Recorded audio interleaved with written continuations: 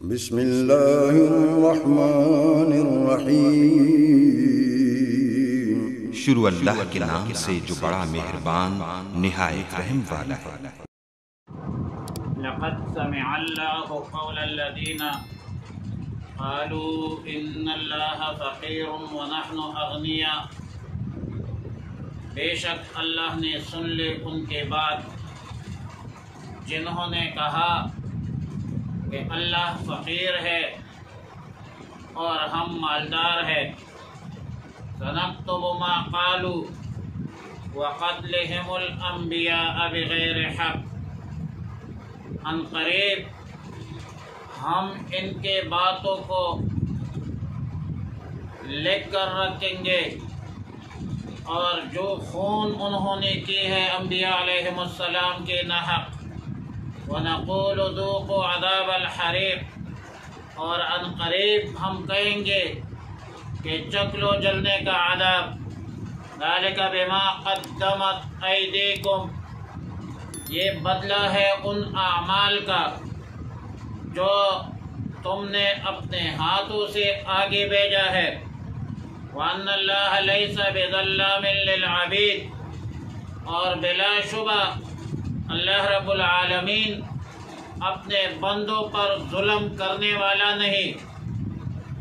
الذین قالوا ان اللہ عہد الینا الا نؤمن لرسول، وہ لوگ جو کہتے ہیں کہ اللہ نے ہمیں کہہ دیا ہے کہ کسی رسول پر ایمان نہ لائے، حتی یأتینا بقربان تأکلہ النار، جب تک ہمارے پاس ایسی قربانی نہ لائے کہ کھائے اس کو آگ۔ فرمایا قل قد جاءکم رسل من قبل بالبینات، آپ فرما دیجئے کہ مجھ سے پہلے انبیاء علیہم السلام کلی نشانیاں لے کر آئے تھے۔ وَبِالَّذِي قُلْتُمْ، اور جو کچھ تم کہہ رہے ہو، فَلِمَ قَتَلْتُمُوهُمْ إِن كُنتُمْ صَادِقِينَ، پھر تم نے ان کو کیوں قتل کیا اگر تم سچے ہو۔ فَإِن كَذَّبُوكَ فَقَدْ كُذِّبَ رُسُلٌ مِّن قَبْلِكَ، پھر اگر آپ کو جھٹلائے تو تجھ سے پہلے انہوں نے، ان یہودیوں نے جھٹلائے ہے بہت سے انبیاء علیہم السلام کو۔ جاءوا بالبینات والزبر والکتاب المنیر، جو لائے واضح نشانیاں اور صحیفے اور کتاب، روشن کتاب لائے۔ لباب النقول میں صفحہ 161 میں سیدنا عبداللہ ابن عباس رضی اللہ تعالی عنہما سے منقول ہے کہ خلیفہ بلا فصل سیدنا ابو بکر صدیق رضی اللہ تعالی عنہ یہودیوں کے بیت المقدس تشریف لے گئے۔ وہاں پر ایک شخص تھا جن کے پاس لوگ جمع تھے اور اس کا نام تھا فخاس۔ اس یہودی فخاس نے کہا کہ اے ابو بکر، ہمیں اللہ کی طرف کوئی محتاجی نہیں ہے اور اللہ ہمارا محتاج ہے، اور اگر اللہ غنی ہوتا تو ہم سے قرض کیوں مانگتا، اور یہ تمہارا دوست نبی محمد صلی اللہ علیہ وسلم کہتا ہے کہ اللہ کو قرض دو۔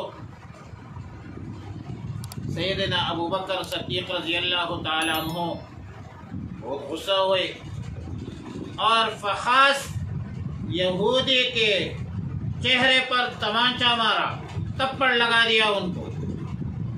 فخاس یہودی رسول اللہ مبارک صلی اللہ علیہ وسلم کے خدمت اقدس میں حاضر ہوئے اور رسول اللہ مبارک صلی اللہ علیہ وسلم کو شکایت کی کہ تمہارے ساتھی سیدنا ابو بکر صدیق رضی اللہ تعالیٰ عنہ نے میرے چہرے پر تمانچہ مارا ہے، مجھے تھپڑ مارا ہے۔ رسول اللہ مبارک صلی اللہ علیہ وسلم نے ابو بکر صدیق سے پوچھا کہ کیا آپ نے ایسا کیا ہے، اور پھر آپ نے ایسا کیوں کیا ہے؟ ابو بکر صدیق رضی اللہ تعالیٰ عنہ نے فرمایا کہ یہ کہتا ہے کہ اللہ فقیر ہے اور ہم مالدار ہیں۔ اس پر فخاص یہود منکر ہوئے کہ میں نے یہ کہا نہیں ہے، اور اللہ رب العالمین نے سیدنا ابو بکر صدیق رضی اللہ تعالیٰ عنہ کی صداقت کی مہر ثبت کر کے آیات مذکورہ نازل فرمائی، لقد سمع اللہ قول الذین قالوا ان اللہ فقیر ونحن اغنیاء۔ اب ظاہر ہے کہ یہ ایک بیہودہ قول ہے جس کا مقصد رسول اللہ مبارک صلی اللہ علیہ وسلم کی تکذیب ہے، اور ایک قسم لغو اور فضول استدلال جو کہ بداہتاً باطل ہے، قابل جواب بھی نہیں ہے، کیونکہ اللہ رب العالمین کا جو حکم ہے صدقات کے حوالے سے وہ اپنے لیے توڑا ہے، بلکہ وہ بندوں کے لیے ہے، انسانوں کے لیے ہے۔ اب اگر اللہ نے ان کو اس معاملے کو، صدقات کو قرض کا عنوان دے دیا ہے، تو اس کا مطلب یہ ہے کہ اللہ رب العالمین اس پر اجر دے گا، ثواب دے گا۔ لیکن یہ یہودی تو ہے گستاخ۔ پھر یہودی کی اس گستاخی کے بعد ایک دوسرے جرم کا ذکر ہے۔ یہ یہودی صرف انبیاء علیہم السلام کی گستاخی یا استہزاء یا تمسخر نہیں کرتے، صرف تکذیب پر اکتفا نہیں کیا انہوں نے، بلکہ ان بدبختوں نے انبیاء علیہم السلام کو قتل کی ہے، اور انبیاء علیہم السلام کے قتل سے یہ بھی باز نہیں آئے ہیں۔ اور ایک بات اس مقام پر قابل غور ہے، ظاہر ہے کہ قرآن کریم کے مخاطبین مدینہ منورہ کے یہودی ہے، اور قتل انبیاء علیہم السلام کے واقعات تو بہت پہلے گزر چکے ہیں۔ سیدنا یحییٰ علیہ السلام، سیدنا زکریا علیہ السلام، ان کے واقعات تو بہت پہلے گزر چکے ہیں۔ پھر ان مخاطبین کی طرف نسبت کیوں کی گئی؟ قرآن نے کیوں اس کے طرف منسوب کیا؟ اس کا جواب یہ ہے کہ یہودی اپنے سابقین یہودی کے اس فعل پر نہ صرف راضی ہے بلکہ خوش بھی ہے۔ اور امام قرطبی رحمۃ اللہ علیہ نے تفسیر قرطبی میں بڑی پیاری بات لکھی کہ یہ بڑا اہم مسئلہ ہے کہ کفر پر راضی ہونا بھی کفر ہے اور معصیت میں داخل ہے۔ نبی علیہ الصلوۃ والسلام نے فرمایا کہ جب زمین پر کوئی گناہ کیا جاتا ہے تو جو شخص وہاں پر موجود ہو مگر اس گناہ کی مخالفت کرے اور اس کو برا سمجھے تو وہ ایسا ہے کہ گویا وہ یہاں پر موجود نہیں ہے، اس گناہ میں وہ شریک نہیں ہے۔ اور جو شخص اس محفل میں کسی گناہ کے مجلس میں موجود ہی نہیں ہے مگر اس گناہ فعل پر، اس گناہ پر راضی بازی ہے، فرمایا کہ باوجود غائب ہونے کے باقاعدہ طور پر یہ اس گناہ کا شریک کار سمجھا جاتا ہے۔ اور آیات کے آخر میں فرمایا کہ یہ جو کافرانہ باغیانہ عقیدے اور ان کی جو حرکتیں ہیں، ان حرکتوں کی وجہ سے، ان عقیدوں کی وجہ سے یہ جہنم میں داخل ہو، اور ان کو کہا جائے گا کہ چکو ابھی عذاب، یہ تمہاری بدعمالی کا نتیجہ ہے جو تم نے دنیا میں کی ہے اور آخرت میں بھیجی ہے۔ اللہ رب العالمین اپنے بندوں پر ظلم نہیں کرتا، یہ تمہارے بدعمالی کا نتیجہ ہے، تم نے اپنے آپ پر خود ظلم کیا ہے۔ اور پھر کہتے ہیں الذین قالوا ان اللہ عہد الینا، یہ یہود کی جھوٹ، افتراء اور بہتان کا ذکر ہے۔ ایک طرف اللہ کی گستاخی اور دوسری طرف اللہ پر بہتان اور افتراء بھی کرتے ہیں۔ اصل میں ان یہودیوں کی یہ عادت مستمرہ ہے، جھوٹ بولنا اور تواتر سے بولنا۔ گزشتہ انبیاء علیہ السلام کا طریقہ یہ تھا کہ صدقات کے مال کو کسی میدان میں یا کسی پہاڑ میں رکھ دی جاتے تھے، آسمانی آگ سے وہ جل جاتی، اور آگ کے جلنے کا جو نتیجہ تھا وہ یہ تھا کہ یہ صدقات جو ہے وہ قبول ہو گئی۔ لیکن رسول اللہ مبارک صلی اللہ علیہ وسلم اور امت محمد عربی صلی اللہ علیہ وسلم کی صفت ہے، خصوصیت ہے، امتیاز ہے کہ صدقات کے اموال آسمانی آگ کی نظر کرنے کی بجائے فقیروں پر، مسکینوں پر، محتاجوں پر جو ہے وہ خرچ کی جاتی ہے۔ اور ظاہر ہے کہ گزشتہ انبیاء علیہ السلام کی طریقہ سے مختلف طریقہ،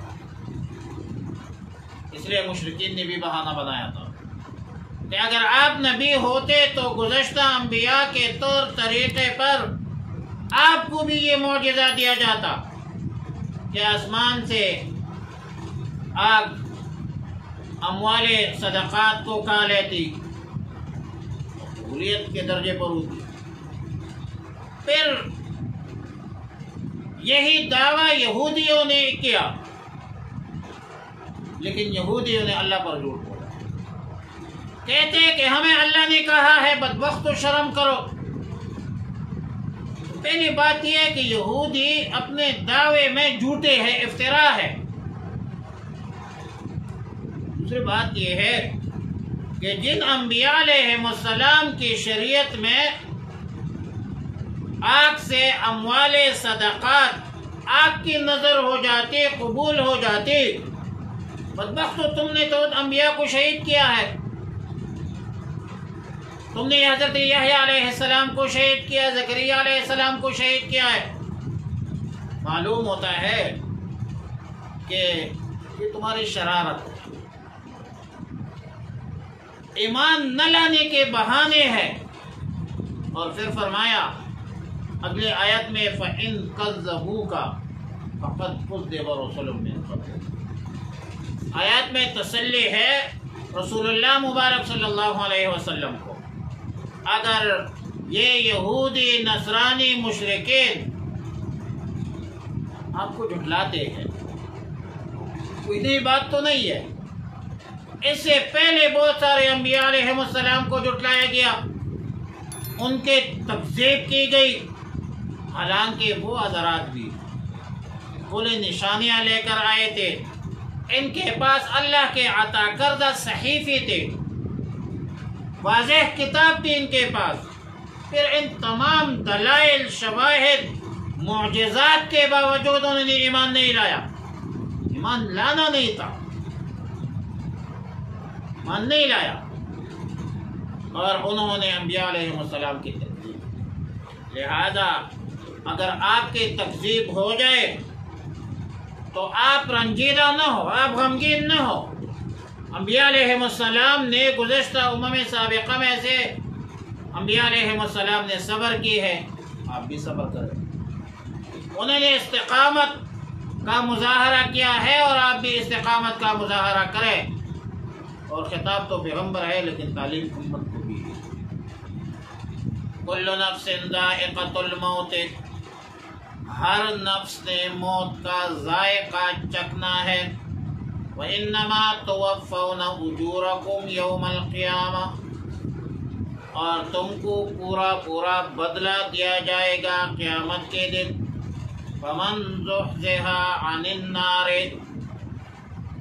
فمن بعد عن النار، پھر جو کوئی دور ہو جائے دوزخ سے، وادخل الجنت فقد فاز، اور داخل ہو گیا جنت میں، فقد فاز، پس وہ کامیاب ہو گیا۔ وما الحیات الدنیا الا متاع الغرور، اور نہیں ہے دنیا کی زندگانی مگر سامان ہے دھوکے کا۔ آیت مذکورہ میں ایک حقیقت کو اشکار کیا، ایک سچ کو عالم انسانیت پر واضح فرمایا کہ اگر کسی جگہ کافروں کو غلبہ ہو جائے اور دنیاوی زندگی میں ان کے پاس اقتدار ہے، سلطنت ہے، طاقت ہے، دولت ہے، معیشت ہے، عیش و عشرت ہے، تو پریشان ہونے کی بات نہیں۔ اور پھر اس کے برعکس مسلمان قید و بند میں، مصائب میں، مشکلات سے دوچار ہے، تو یہ قابل تعجب، قابل فکر بات نہیں، کیونکہ اس کے ساتھ ایک دوسری حقیقت ہے، اور وہ حقیقت یہ ہے کہ اس حقیقت سے کوئی انکار نہیں کر سکتا کہ دنیا کی خوشی اور غم دونوں عارضی ہے، وقتی ہے، چند دنوں کی بات ہے، بالآخر سب نے تو مرنا ہے نا، کوئی جاندار موت سے نہیں بچ سکتا۔ الموت قدح کل نفس شاربها والقبر باب کل نفس داخلها، آئے تھے چمن میں تیرے سیرے گلشن کر چلے، سنبھال مالے باغ اپنا ہم تو اپنے گھر چلے۔ اس لیے فرمایا کل نفس ذائقہ، ہر جاندار نے موت کا ذائقہ چکھنا ہے، اور پھر آخرت میں اپنے عمل کی سزا اور جزا پائے گا۔ لہذا مسلمانوں کو بھی ترجیح، تعلیم کہ اپنی ایمان والی زندگی کو ناکام زندگی مت سمجھے۔ آخرت کی زندگی نہ ختم ہونے والی زندگی ہے، اور اس زندگی کے لیے تیاری کیجئے۔ دنیا کے اس عیش و عشرت پر کوئی وفا نہیں ہے، دنیا فانی ہے، بے وفا دنیا ہے، اور آخر میں فرمایا کہ وَمَا الْحَيَاةُ الدُّنْيَا إِلَّا مَتَاعُ الْغُرُورِ، دنیا والی زندگی دھوکے کے سامان کے سوا کچھ بھی نہیں ہے۔ اور یہ جو ایک جملہ ہے، ایک جملہ ہے، یہ دنیا والی زندگی دھوکے کی زندگی، اس پر آپ ہزاروں صفحات لکھ سکتے ہیں، گھنٹوں گھنٹوں تقریر کر سکتے ہیں، اور گھنٹوں گھنٹوں میں اس کی تشریح ہو سکتی ہے۔ اگر دنیا، احوال دنیا، اصحاب دنیا کے حالات پر نظر ڈالی جائے، بادشاہوں کی تاریخ دیکھ تو، امیروں کی تاریخ دیکھ لو، دنیا کے حوادث سامنے رکھو، دنیا کے انقلابات سامنے رکھو، دنیا کی تحریکیں سامنے رکھو، دنیا کے اقتدار سامنے رکھو، آسانی سے آپ کو پتہ چل جائے گا کہ یقیناً دنیا کی زندگی ایک دھوکہ، فراڈ، کچھ بھی نہیں۔ انما الدنیا فنا لیس للدنیا بقا، انما الدنیا وما فیہا کنسج العنکبوت، دنیا کی زندگی انتہائی مختصر اور ختم ہونے والی زندگی، بے وفا زندگی، غیر معتمد زندگی، اور اس کے مقابلے میں آخرت کی زندگی لمبی زندگی ہے، نہ ختم ہونے والی زندگی ہے، اور آخرت کی زندگی اصل زندگی ہے، اس کی فکر کرنا چاہیے۔ الدنیا مزرع الاخرہ،